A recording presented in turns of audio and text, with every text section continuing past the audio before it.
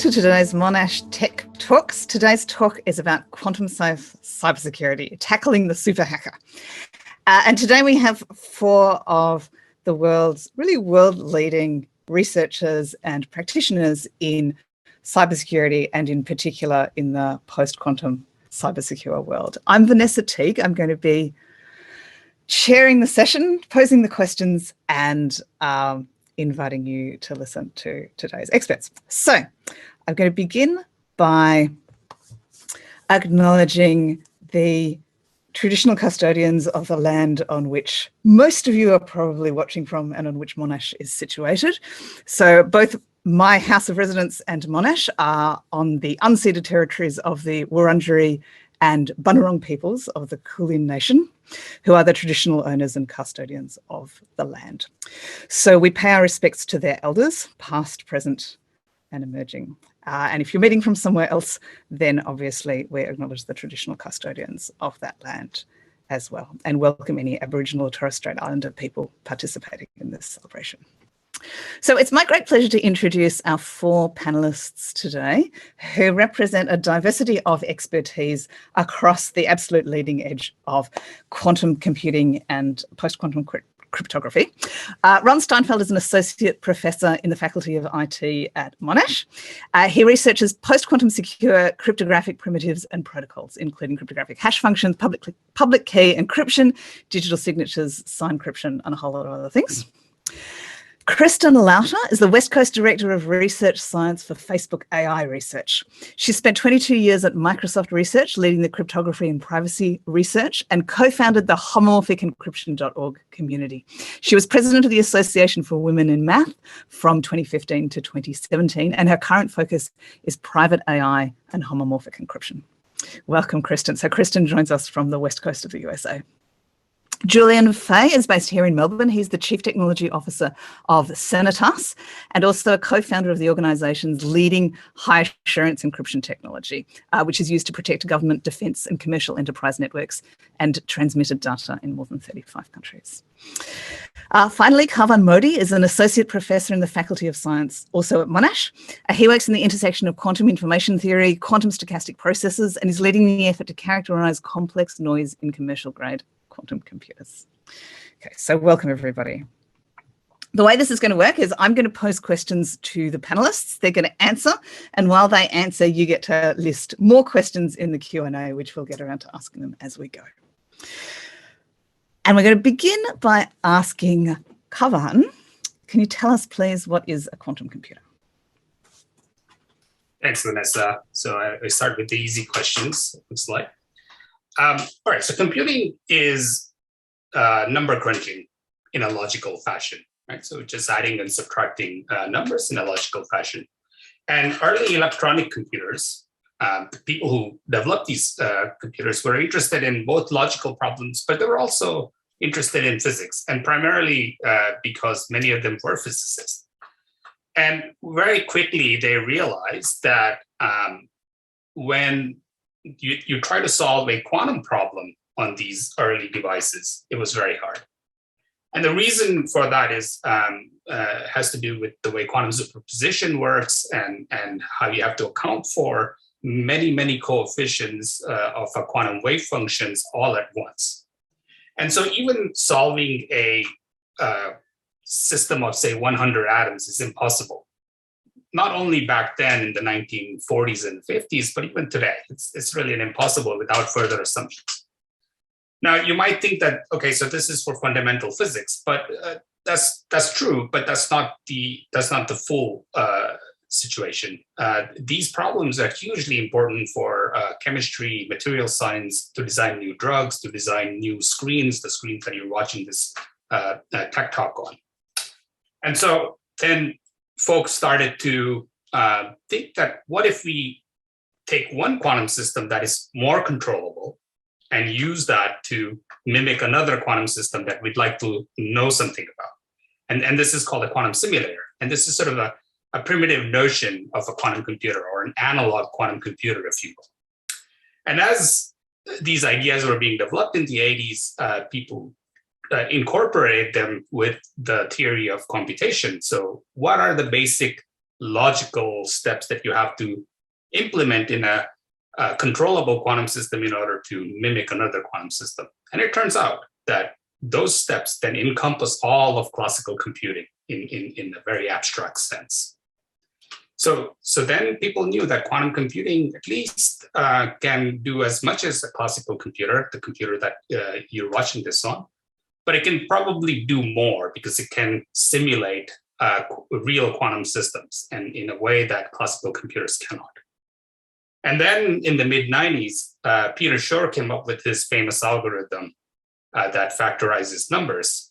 And that really opened up the floodgates, because that meant that there are problems that are very likely to be hard for a classical computer, that the logical problem, not just a physics problem, but a logical problem, a math problem that a quantum computer might be able to solve easily. Now, I'll add one more thing. That doesn't mean that quantum computer can solve all problems. There are plenty of problems that it will not be able to solve efficiently, but it can certainly do more. Terrific. Thanks, Cohen. And I think that's a perfect segue into the next question, which is, Kristen, tell us what all this has to do with cybersecurity. How does quantum computing affect cybersecurity? Great. Thank you, Vanessa. So cybersecurity depends on encryption and crypto systems for digital signatures and key exchange.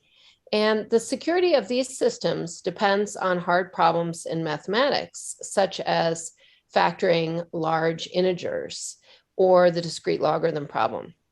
But as we just heard about Shor's algorithm, since the mid-1990s, we have known that actually there are polynomial time algorithms, quantum algorithms, to attack these systems once you have a large enough quantum computer. So once we're able to implement these known theoretical algorithms on a quantum computer, we'll be able to break all the currently deployed crypto systems that the cybersecurity depends on around the world. But it won't happen until we actually have, in reality, a big enough quantum computer to implement these algorithms. Terrific. So tell us what big enough means. Well, okay, so let's take a concrete example. So the RSA crypto system is widely deployed around the world to ensure the security of all kinds of computer systems and e-commerce, including things like, secure browser sessions when you go online to buy something securely. And it's based on the hardness of factoring. Just as an example, the US government requires for its security levels for its federal contractors that RSA be implemented with at least size 2048 bits, so 2048-bit RSA is a minimum. And Shor's algorithm runs in 2 times m qubits, so roughly 4,000 qubits. And elliptic curve crypto requires roughly 6 m qubits, but it's usually the minimum is around 384. So what you can see is that we'll need quantum computers that are that can handle computation robustly of at least thousands of qubits in order to break these systems. Terrific. Thank you. So we know that it would be broken if we had really big quantum computers, but we don't at the moment know how to build really big quantum computers. And that is the perfect lead into the next question to Kalan, which is, what are the main challenges in constructing really big quantum computers, and when are they likely to be realized? So that's a complicated question to answer for a variety of reasons. So the fundamental units of a quantum computer are qubits, which are the quantum analogs of bits, which are the fundamental building blocks of a classical computer. And then you want to manipulate these qubits, and those are that manipulation is called gates. And normally, what we assume is that we either want to manipulate a single qubit at a time or 2 qubits at a time, and that's enough to do all quantum computation. So 1 and 2 qubit gates is what we need. Now these have been realized. Qubits have been built. Gates have been applied for a huge number of quantum systems. ions, photons, superconducting circuits, electron and nuclear spin. So for instance, silicon quantum computing, which is based out of Sydney, would use something like that. So and NMR is another example. This was an early contender for quantum computing. But there are lots of problems. So you can build these small number of qubits, but then question is, how do you get large number of qubits? And if you get large number of qubits, how do you address each of them individually? This becomes very difficult in NMR, for instance. And the optical qubits are very difficult to interact with each other. So 2-qubit gates become extremely complicated. And so the leading contender right now is superconducting qubits. And they've built devices of 100 qubits. And probably in the next 2 or 3 years, they will reach 1,000 qubits and 10,000 in 5 years. Now you might be thinking, oh, that means Shor's algorithm will be run on one of these machines in the next 5 years. And that's not the case. So the major challenge in superconducting device is wiring. It gets extremely complicated to wire all these qubits together. And as you wire the more and more qubits together, the noise that is intrinsic in each qubit becomes more and more complex. And the complexity of this noise grows like a quantum computation. So it's actually very difficult to manage. This is actually the topic that I study. So the noise itself is quite interesting. Now, in order to work around the noise, what people have done is develop the theory of error correction. And the way you do that is, instead of thinking about physical qubits, you should think about logical qubits. And the number of that 3,000 or 4,000 qubits that Kristen pointed out, we're talking about logical qubits. And each logical qubit requires at least 10 physical qubits, probably more. So we're talking about at least 40,000, 50,000 qubits, and probably millions of qubits in order for a functioning quantum computer to happen. But nevertheless, in the near future, we'll have 1,000 physical qubits, and this is a non-trivial machine already. Fantastic. Thank you, Karan. Okay, we're going to switch from how we build it and what we need to build to why we need to worry and what algorithms we should consider to deal with it. So I'm going to ask Ron, why do we need to worry about this today? It sounds like we're a fair way off breaking RSA in practice. Why should we be worried now? And what are the current approaches for designing crypto systems that will be safe against quantum computers in the future? Thank you, Vanessa. Yeah, it's a good question because, as Kavan mentioned, it might take many years for large enough quantum computers to become practical. So why should we worry now? Well, one main reason is that developing and updating security standards and protocols that are deployed so widely from quantum insecure to quantum secure protocols, this is a really long-term process. It can take many years. And we need this time to design and evaluate new protocols that are quantum resistant, and then develop new standards for such protocols, and then replace all our existing cybersecurity infrastructure to these quantum safe protocols.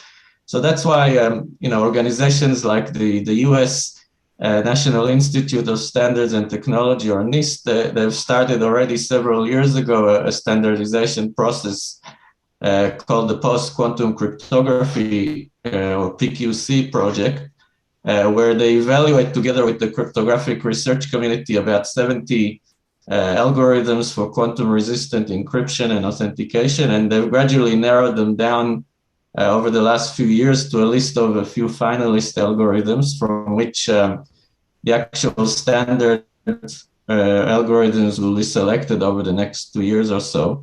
But another reason that we may worry now is that we may want to protect the long-lived confidentiality of our information.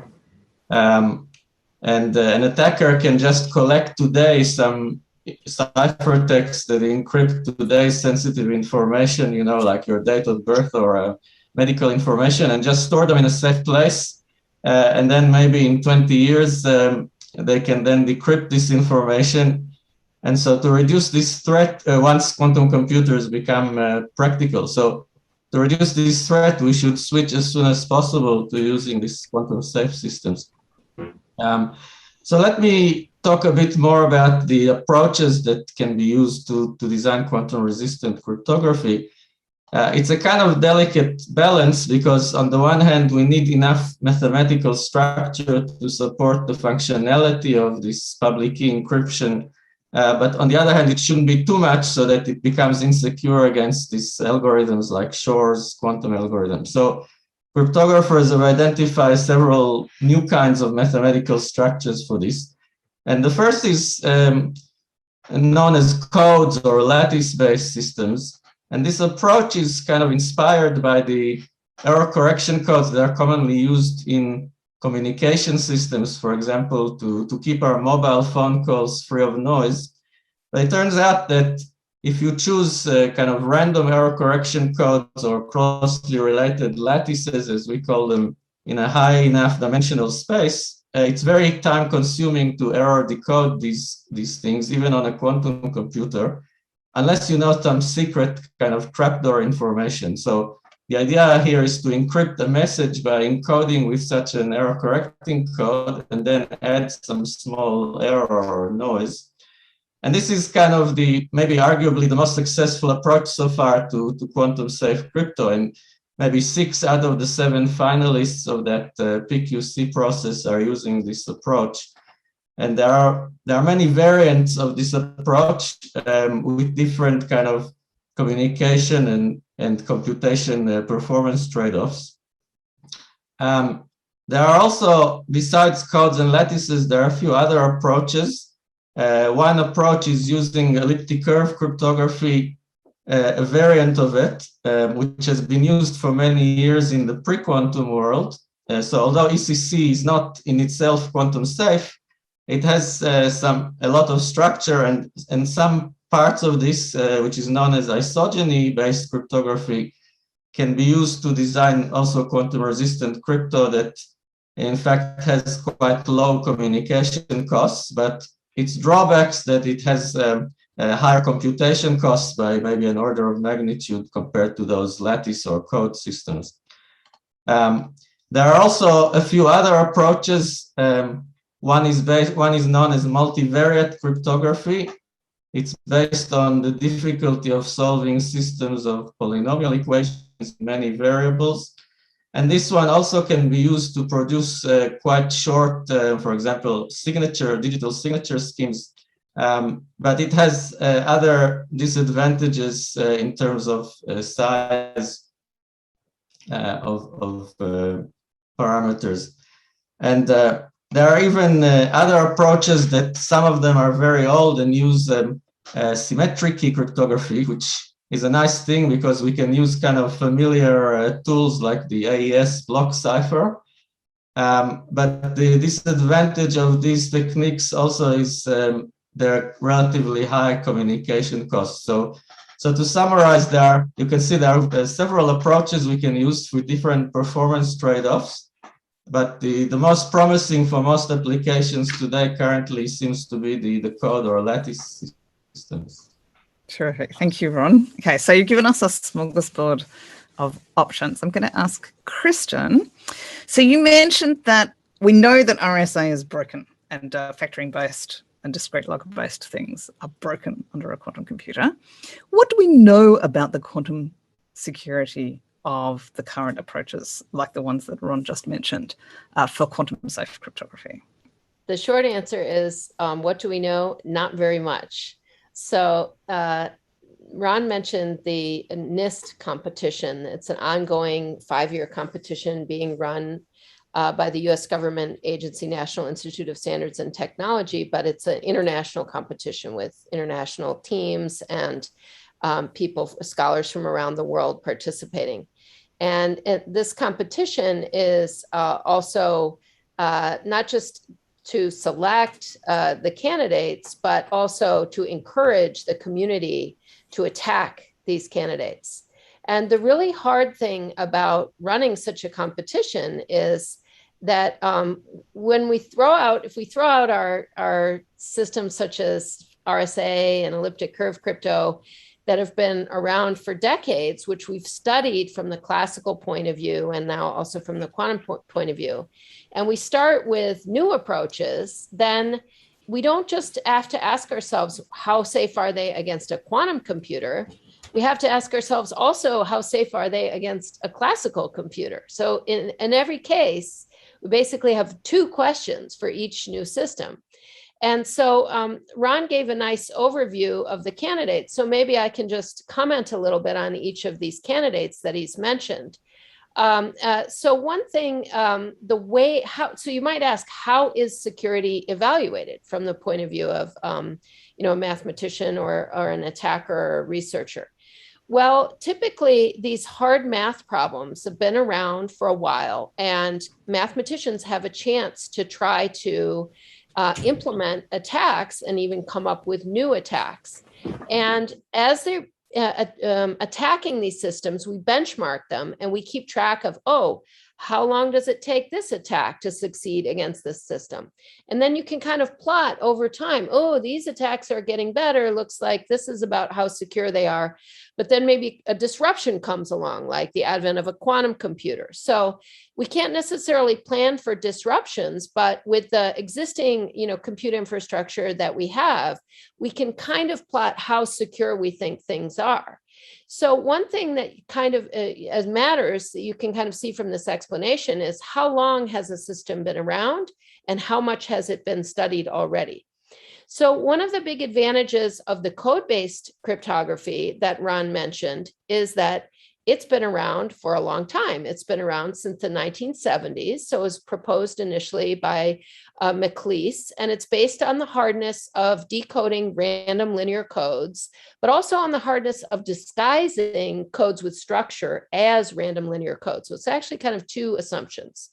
And so we currently do not know any sub-exponential algorithms for attacking the generic problem of code-based crypto. There's some side instances in each case which are more vulnerable to attack, but the generic case, we don't have sub-exponential algorithms, either classical or quantum.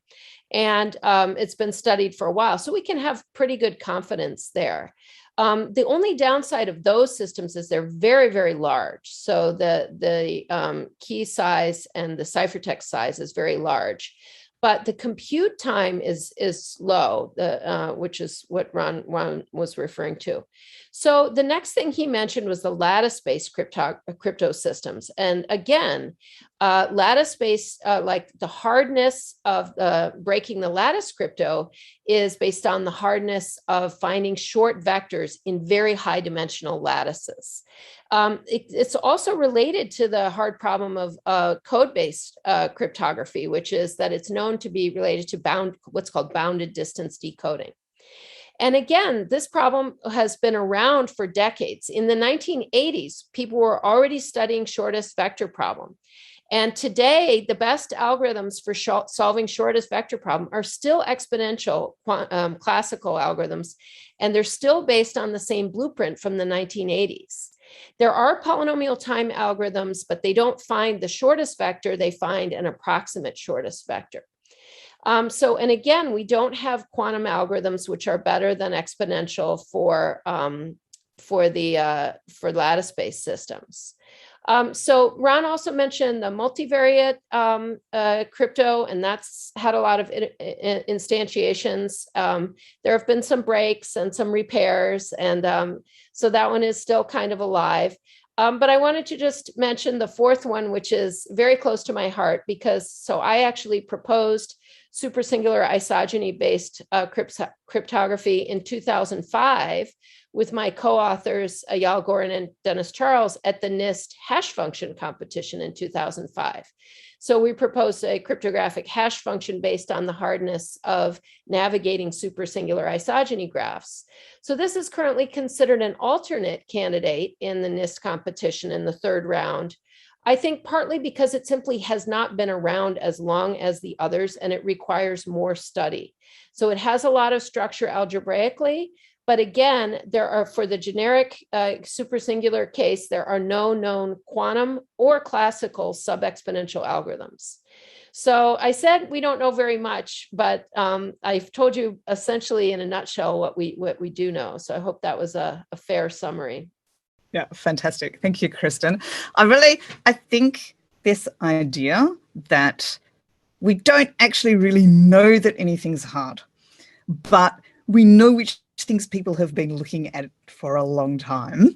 It's kind of hard to explain to anybody outside crypto, right? I think it was Dan Bonnet saying, this is the big embarrassment of crypto. We can't actually prove that anything's hard. All we can do is prove that it's at least as hard as something else.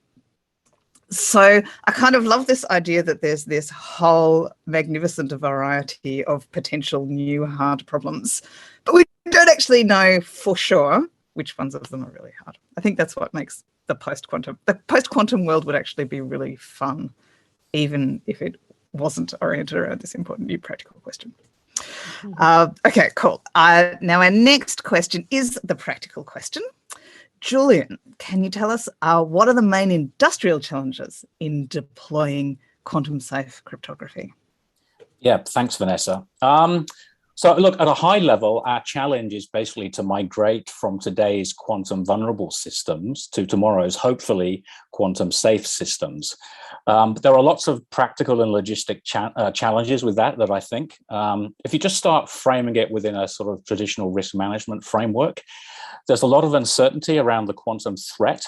And in an environment where there is an awful lot of practical day-to-day cybersecurity threats that need to be handled by CISOs and by every organization around ransomware, supply chain assurance, etc., how do you actually factor in proper handling of the quantum threat? Because there's a lot of uncertainty around the timing. There's some people question even the viability of building a cryptographically significant quantum computer of a big enough size. And that uncertainty is a real deal breaker for urgency, I think. And my concern is that we collectively kind of underestimate the risk and don't plan adequately for what is going to be a once in a 50-year transition. It's going to be absolutely huge. I think if we look at the practical challenges, firstly, there's the question of scale. I sometimes think of cryptography as kind of digital cement, because it's the foundation or the bedrock upon which all of our digital systems is built, essentially. And there are clearly cracks in that bedrock caused by this threat. So in a real practical sense, this is going to affect pretty much every digital device. I mean, I just walked around my house last night thinking about this, and I thought of all the gadgets I've got in my house with video game consoles, phones, watches, laptops, how many of those are using public key cryptography? And it's probably most of them, the truth be told. So, you know, there's a substantial technology base in any organization of any size that's going to have to be updated at some point in the future. Of course, many of those systems will just take a simple software upgrade when the operating system or the application gets updated. Others were never built to be crypto agile. And in some settings, such as healthcare or in OT type environments, many of the devices there are really designed to be installed and left for potentially decades and not really designed to be upgraded. So that's a problem. The other challenge I see is visibility. Most organizations have a poor working knowledge of where encryption keys and cryptography is actually used inside their organization. You know, cryptography is pervasive, but it's also opaque. You can think of it like a sort of iceberg. Most of it's kind of beneath the surface, deeply embedded in applications and in chips. And there's no sort of magic crypto dashboard that shines a spotlight and says, here's all the keys you use, here's all the public key algorithms that you need to replace. So we're going to need to build a whole suite of tools and capabilities and processes to actually understand what our vulnerabilities are and to prioritize them. And then there's the challenge of how do you actually upgrade these systems? Because I think in many cases, these algorithms will clearly not just be drop-in replacements. They're going to have different key sizes. They're going to have different performance characteristics. They're going to need different padding schemes in network protocols, for example. So we're going to have to do a bunch of experiments to actually understand what the practical impact of them will be on real systems. And if you take it something like a sort of really large-scale PKI environment, that's a huge challenge because you have a chain of trust there that could involve hundreds or thousands or more devices. And for that chain to migrate to quantum safe PKI, you've basically got to migrate every component in that system. You've got to verify that it still works, test it, and then move it into production environment. So I think all of these are tractable problems. They can all be solved. But the reality is they're going to take a long time, and it's not going to be as simple. So I do worry we may underestimate the challenge of this migration. Terrific. Thank you, Julian. I think you make a really good point that it's not just about primitives, right? It's actually about the whole protocol and the whole system. All right, brilliant. So now we're going to ask Ron. We've heard about the main practical challenges to actually deploying it. What are the main research challenges in designing quantum safe crypto? Yeah, so a main research challenge in quantum safe crypto is how to achieve protocols with practical costs, especially with regard to communication. For example, the size of keys and ciphertexts. And you can see this challenge from the size of typical lattice-based systems, which is typically, even for the best systems we have today, still 10 or 20 times longer than pre-quantum schemes. So this, in the context of lattice systems, these challenges arise due to these kind of small errors that don't happen in the pre-quantum systems. And the security of these systems is very dependent on the size of these errors. But on the other hand, this size tends to grow as we do cryptographic operations, and this can lead to larger communication costs for the system. So this, and as well as other related challenges, require developing new kind of unique techniques optimized for quantum safe systems. And this challenge of costs in quantum safe crypto is even more pronounced when it comes to designing more complex security protocols. So for example, we can take privacy-preserving cryptocurrency payment protocols like Monero, for example. Monero uses pre-quantum techniques, but in our cryptography research group at Monash, we have developed over the last few years some quantum safe versions of these protocols for privacy-preserving payments. And these use kind of more advanced cryptographic techniques called zero-knowledge proofs to allow someone to publish like a proof on the blockchain that a transaction is valid and no double spending is being done, while still hiding the amounts that are being paid and even the identity of the payer and the receiver. Now, in the existing Monero implementation that uses pre-quantum schemes, the proof sizes there are in the order of 1 kilobyte, whereas for the initial quantum safe system we designed with lattices, this produced sizes of 8 megabytes or more. So we had to develop new techniques to for this kind of zero-knowledge proofs to compress the size of these proofs, for example, by having better ways to encode the transaction amounts in these proofs with fewer bits and exploiting the algebraic properties of the lattices that we use. We also developed other techniques to improve the verification process and its security analysis. So overall, by combining all these techniques, we could reduce the size of these transactions by say around 2 orders of magnitude to around 30 kilobytes for our latest protocol. It's still much longer than the pre-quantum schemes, but it's much more practical. So there's a similar research challenge for many other cryptographic protocols in transitioning from pre-quantum to post-quantum or quantum resistance. And another big research challenge is also related to the efficient implementation of quantum safe crypto, because these new systems use new mathematical operations that are not used in pre-quantum schemes.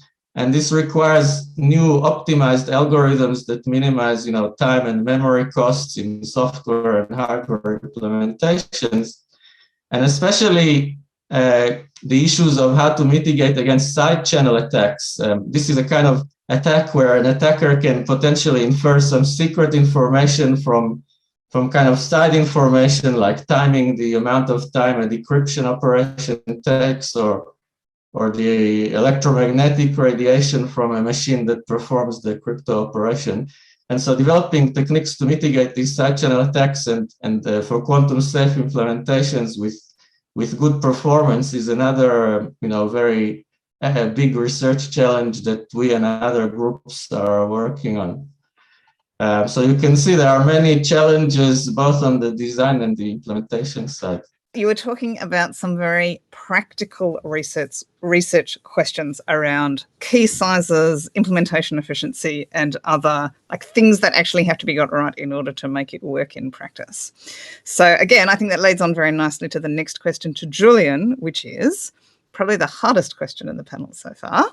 Where and when do you expect to see wide-scale deployment of quantum-safe crypto?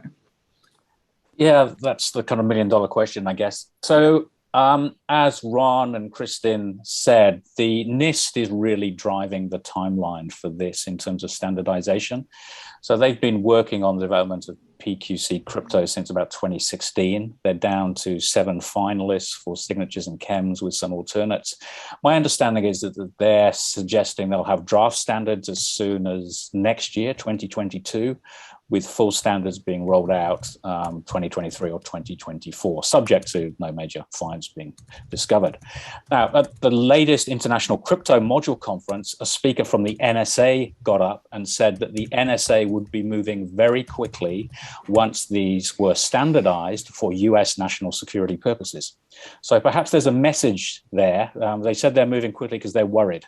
So if they're worried, maybe we should all be worried as well. And in September, I was interested, the Department of Homeland Security in the US also came out and issued a roadmap to the heads of all of their agencies, giving a roadmap to start planning this quantum transition, which includes a number of important steps. First step, as we kind of talked about earlier, is really discovering where cryptography is used in an organization. It has to be put into an inventory, and then it has to be prioritized. And interestingly, you've got to prioritize data not only along data sensitivity, but also along data lifetime, because we're very much concerned about what is the digital shelf life of encrypted information today because of the potential of a harvest and decrypt attack. So this is an attack in which information that is secured today, which has a long lifetime, which could be, military codes or secrets or PII or something like that, needs to be kept secret for many years, potentially decades in the future. And it might be that although it's secure today, if a quantum computer can be built in a reasonable time frame, then it can be decrypted at some point in the future. So it's very important that we understand that timeline and actually prioritize data amongst both sensitivity and lifetimes as well. But I don't think the industry will really start to move wholesale until those standards are in place. But there are things that we can be doing now already. At a minimum, this should be on the risk register, I think, of every single organization.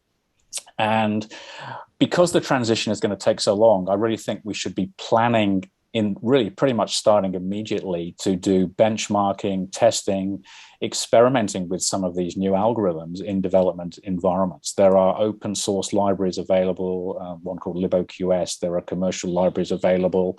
You can start implementing, embedding those in systems today and just start getting a feel for how they're going to impact the sort of practical deployments in real systems. I think, to be honest, it's probably, I've sort of thought about 3 scenarios. The first scenario is the sort of optimistic scenario where the algorithms, the PQC algorithms get standardized, perhaps developing a quantum computer. This is optimistic from a cybersecurity perspective. It takes longer than we think to develop a large-scale quantum computer because there's obviously many other benefits from developing a large-scale quantum computer. But from a cyber risk, it takes a bit longer than we thought. We get all our houses in order and we do migrate our systems. That's the optimistic scenario. The pessimistic scenario is that there's a major breakthrough in the next 2 or 3 years. You've got organizations like PsiQuantum who are claiming that they can develop a 1 million qubit system as soon as 2025. Now, there's a lot of money going into these companies. Who knows the reality? Most people probably think that's very optimistic, but who knows? And I think there are significant risks of being underprepared. Firstly, it would lead to a rushed migration, which would be very flawed from a security perspective. But secondly, it would also create erosion of trust in institutions. If there's a major breakthrough in quantum computing and all of our banks are fundamentally underprepared and our government systems, there's going to be a sort of mass loss of trust in some of those institutions. So I think, from our perspective, there are already commercial products on the market that are using conventional safe cryptography with the emerging standards in a hybrid mode to give you defense in depth capability. You don't want to go and fiddle and break perfectly good crypto to add something that's in a prototype stage. But if you can use defense in depth to layer trusted security today with these new standards, then that's a potentially practical approach to move sooner rather than later. But to get us all there, I saw an estimate of 20 billion devices will need updating over the next 20 years. So it's a huge scale, and frankly, it's going to take years to really get through that list. Wow. Thank you, Julian. I think that's a great place to end the panel and turn over to questions. Now, there have been heaps of questions in the chat, and of course, Zoom being Zoom, when I logged out and logged back in, then they all disappeared. So partly from memory and partly from what Sam has copied and pasted for me. I think the first question that got asked was, and this is probably a good one for Cohen, what do you think of the non-cryo methods of building a quantum computer? Yeah, I don't know. There are too many different claims these days. The cryo method seems to be the front runner at the moment. This is the superconducting system. I believe the quantum system is also going to have to be cooled to a degree just to avoid fluctuations. Look, these cryo systems are expensive, but they're pretty cheap compared to what's at stake. So they're $1 million a piece, and I'm pretty sure that in the long run, if this is successful, if we are able to build quantum computers in the long run, there will be non-cryo systems. I think out of ANU, there's push to have diamond-based quantum computing. The problem, of course, is that there's a lot more noise when you have high temperature. For me, that's great because complex noise is what I like to study. But I also want that noise to be quantum. And so sometimes when noise gets too complex, it just looks good old classical noise. So time will tell. Not making any predictions today. Fair enough. Probably very wise. Okay. Our next question is from Mark Lane, and I think it relates to this question that both Julian and Ron mentioned, which is we're not necessarily talking about something that we have to decide in the future, right? It might be you encrypt something today that's highly sensitive and the ciphertext gets recorded, and you don't want it to be decrypted later after a large quantum computer gets developed. If you had to choose something now, what would you choose? If you had to make a guess about what cipher to use.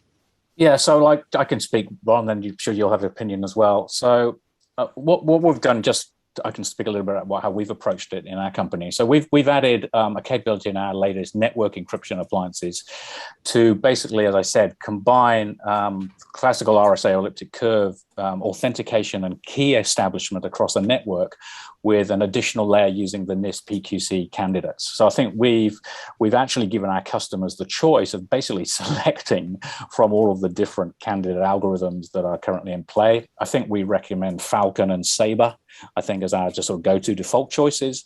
But because these are all experimental, NIST is saying that they can actually certify products that use hybrid quantum and classical cryptography. They will only assess the classical part.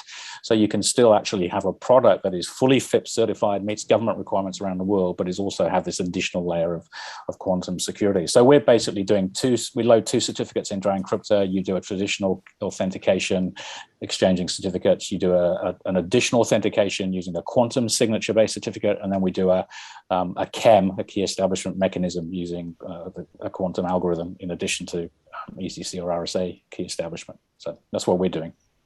Maybe I can. Yes, I think this hybrid approach that Julian mentioned of combining both pre-quantum and quantum safe systems is quite a good idea. And as Julian mentioned, there are several options available from the finalists in the NIST PQC round, third round, that are all good options if you want to upgrade. And you may consider to use, for example, even for quantum safe systems, a combination of one system that is using one hard problem like lattices, or another one that maybe uses something else like codes or other types of lattices just to increase this kind of variety if you don't trust any particular one among. Okay, well, this is a really important point, though, right? Because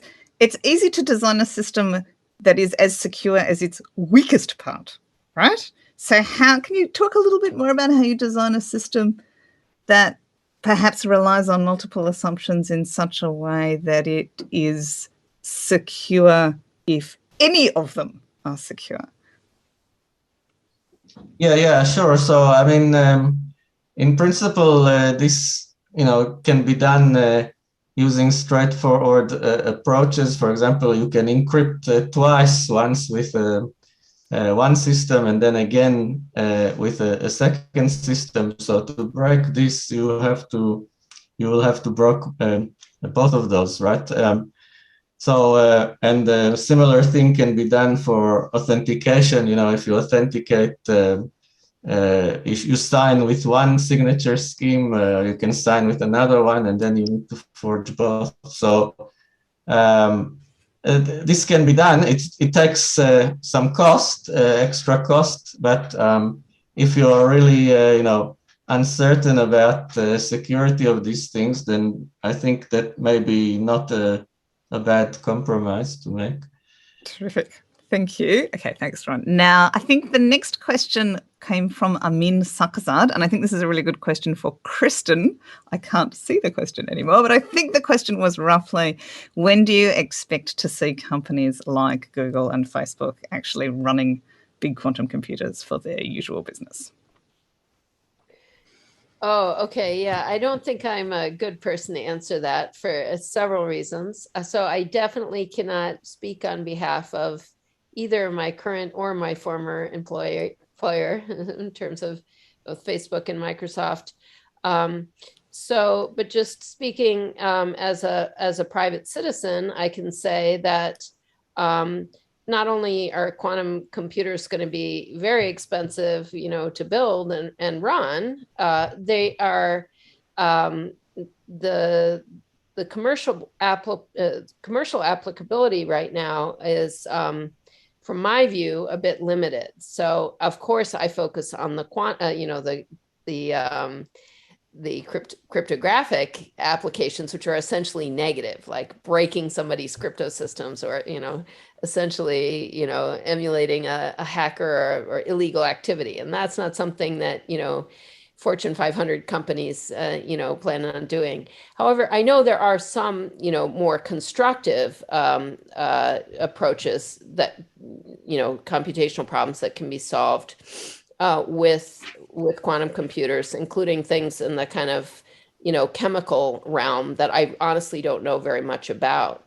But one thing that I do know something about is how costly it is to actually do compute with qubits. So algorithms, that's something that I actually work on from a number theoretic perspective, and that is coming up with number theoretic, approaches to essentially designing circuits once we have a quantum computer.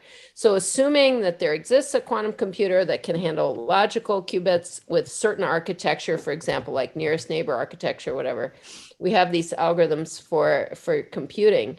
And but one of the interesting things is, how do you come up with essentially a short path given a bunch of building blocks? So I won't go into all the details, but if you think of wanting to implement real computation with essentially qubits, which are like unitary operators on a Hilbert space, you have to come up with a way of converting like something that we know how to do right now really well, like modular multiplication or modular inversion. You have to actually build those circuits with the things that you get from a quantum computer. And even that in itself takes a lot of work. And there's some really great research challenges in that area. So I feel a little more comfortable talking about that than being able to tell you, what Fortune 500 companies will plan to implement in the future. Cool. Thank you, Kristen. Okay, the next one is probably a bit of a Dorothy Dixer for Ron. How does quantum computing affect blockchains and their security? For example, at the moment, we know Bitcoin is dependent on the security of SHA-256. What's going to happen with that? And tell us a little bit about whether there are quantum-resistant blockchain protocols. Yeah, sure. So, yeah, with respect to hash functions like SHA-256 that Bitcoin uses, the hash functions are symmetric key primitives as opposed to public key primitives. Symmetric key primitives are not significantly affected by quantum computing. So yeah, there are some smaller speedups using what's known as Grover's algorithm. But this kind of affects at most, say, half the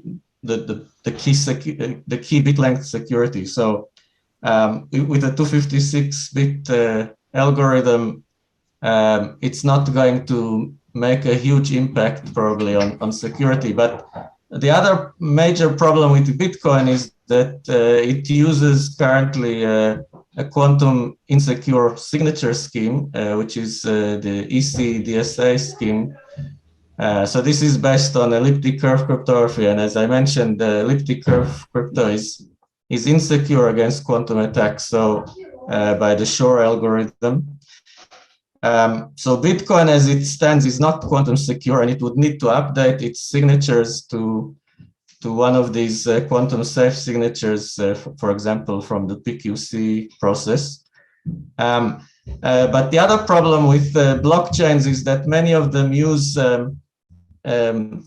more advanced cryptography. As I mentioned earlier, some of them have these privacy preserving features to hide the transaction amounts and identities. And these use even more complex protocols that use pre-quantum techniques, which are not currently secure against quantum attacks. And so there's been a lot of research, as I mentioned, on producing, and there is still a lot of work to do on designing new protocols for these more advanced cryptocurrencies to resist quantum attacks.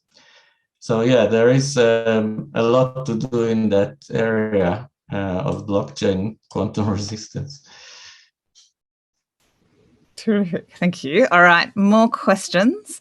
Our next question might be a good one for Julian. Julian, you mentioned using hybrid systems that combined post-quantum primitives with more traditional ones. Are there any official recommendations about that, like maybe from NIST or any other? Yeah, good question. So NIST does talk about the uses of hybrid encryption on its PQC frequently asked question page. If you type NIST PQC FAQs, you'll find a whole bunch of questions that they answer there, and they specifically address the issue of hybrid. They say that you can combine conventional NIST FIPS approved cryptography in various ways with post-quantum security, and they suggest that they might amend one of their standards. I think it's SP 856C is the technical number, to actually officially define a hybrid scheme.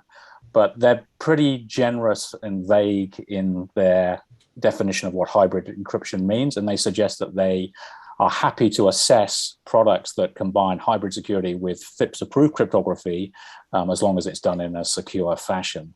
So we might get some sort of standardization in that SP 856C. Terrific. Thank you, Julian.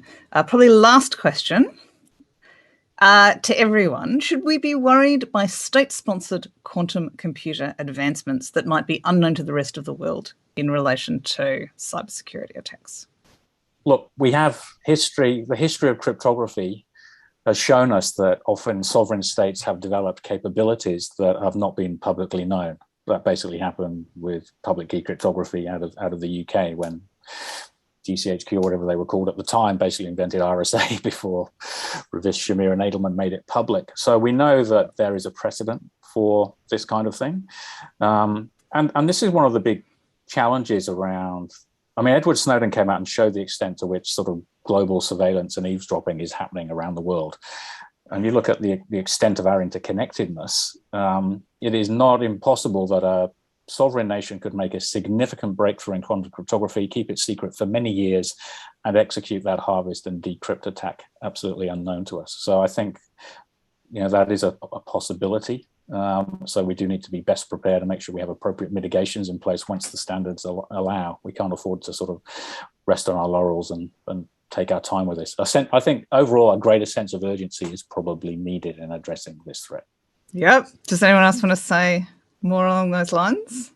Because I agree, right? You don't know what you don't know. So it's better to, in some ways, the cryptography, the whole point of this is to worry about things where you don't know you're being attacked. Yeah, exactly. And it's not an active attack, so we wouldn't know. We actually wouldn't know.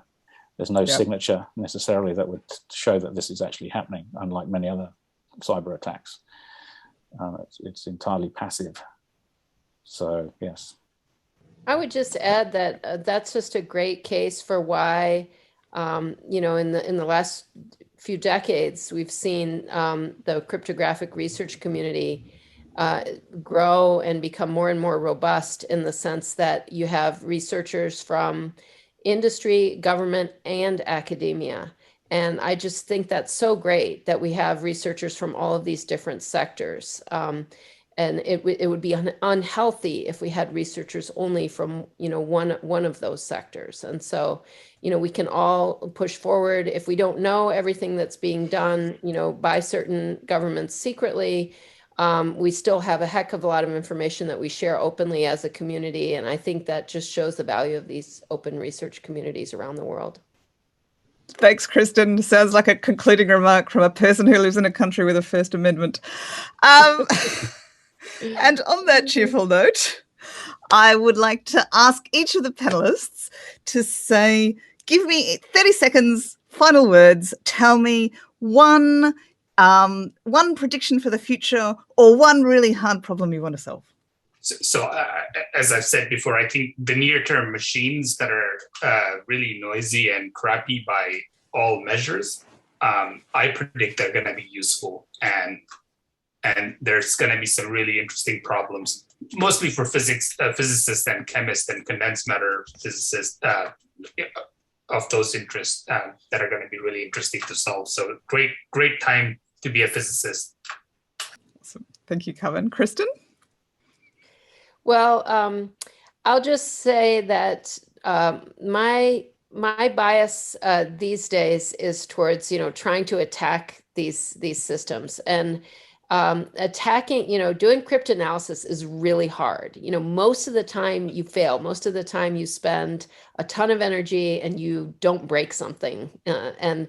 But we still need people trying. And so, I think it's good. I actually try to incentivize people to work on these problems through the MathCrypt workshop that we started. But I also work on them myself. And so I'm working as hard as I can to try to figure out ways to attack the supersingular isogeny graphs, which is the problem that I introduced with my co-authors.